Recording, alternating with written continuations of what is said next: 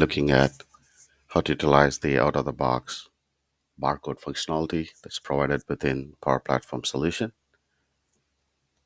Useful when you are handling asset tracking, asset management, and asset lease. You could generate those barcodes, QR codes, and stick it on to the assets that you wanted to track. And you can use that same codes in your application to work on those use cases. It is an out-of-the-box functionality which allows you to generate various industry standard codes, for example, .128 code UX, hexa codes, Unicode, dots, and many other codes that's used in various industries. You could also create keyword generator code. Plus, you could download those codes, email it to your users or people who manage those assets. And there's another video for asset lease tracking where I've used this functionality extensively. Recommended you to take a look at that one where you could see the end-to-end use cases. This demo is going to be very basic just to showcase how this particular feature can be used in the context of Power Apps. The solution components used are Power Platform and Barcode components. Let's head over to the demo and see how it all works together. I'm here on my mobile device and I'm going to click on QR code generator and click on QR code processor. So in this page, you have the option to create either barcode or QR code. You can select the industry type. You can also use this app offline if you don't have internet when you're working in a shop floor or a production control unit. And you can type the text for the QR code the system would generate, those QR code. It allows you to name the file so that you don't mix up when you deal with thousands and thousands of assets. You could also email those to your users. Now let's start with barcode. And then you have these industry standards that I talked about, data matrix, QR code, ITF14. In this case, we will use code 128. And for example, you wanted to create a barcode text that you wanted to tag it on an asset.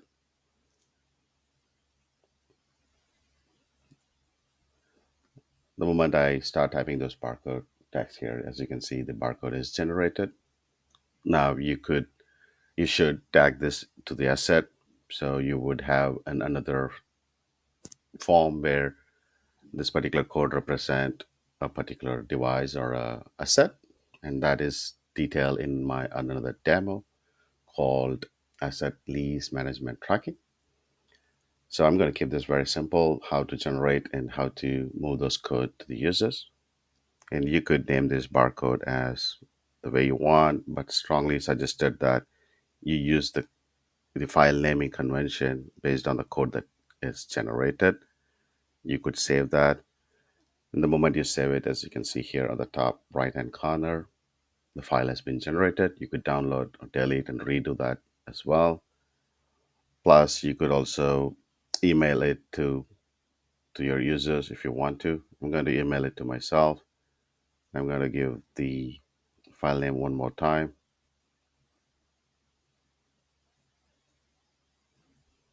and click on send email button. So once that is done, the email is sent to the user and they can start attaching those barcodes to the assets that they want to. The second one here in this demo would be QR code. And if you want, we can take a look at scanning some of those codes as well within this demo in a short while. What we want to do is go to QR code and you can type any details that you want the QR code to do.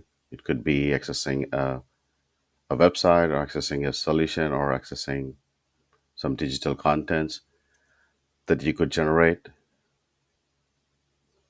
Click on Coke, and this would be your QR code for this particular text that goes into this particular field.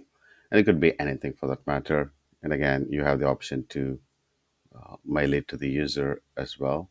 Just click on that, and then the email is fired to that user.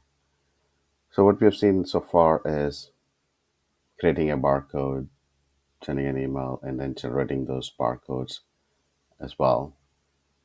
Now, as a final step, what we could also do is we can go back and start scanning some of those barcodes as well.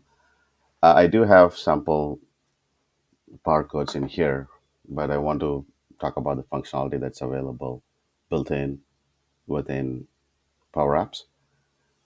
You do have automatic scan, meaning you take this device, it could be a mobile device or RFID guns or scanners, and you go and take that near to the barcode systems, and it automatically captures. You really don't need to, focus it on the barcode. You just scroll through that, and it automatically picks those barcodes.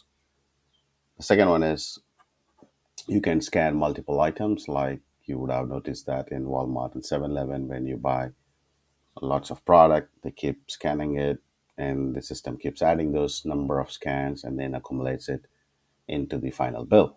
So that's available as well. And the other one is select to scan, which is straightforward. You scan a barcode, you select it, and you upload that details into the system. So we'll start with select to scan, and then we move on to the other three items. So I'm going to click on start to scan, and I just need to focus on one of these barcodes and click on next. And as you can see, that particular code has been scanned. Now we will move on to scan multiple and click on scan items. So what it does is it will scan this one, and then as I move along, it will scan the other one. It will scan the third one,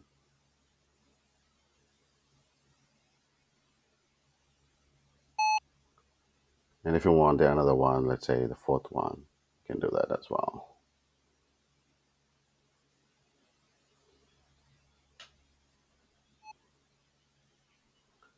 As you can see, I scanned quite a few items in here, and it captures all those three items in here.